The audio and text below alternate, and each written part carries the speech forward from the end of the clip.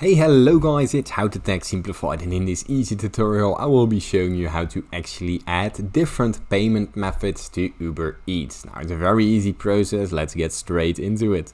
Now the first thing you want to do is open up your preferred browser on your iPhone, Android or computer. I'm using a computer. Now from there you log into your existing Uber Eats accounts and your account should look something like this. From there we go to the top left corner where the drop down menu appears. We simply press it and from there all we have to do is go to wallet. Now once the wallet opens up you get to a different page. Now in your Uber wallet all you have to do is check the payment methods that are already existed. So for me it's my PayPal.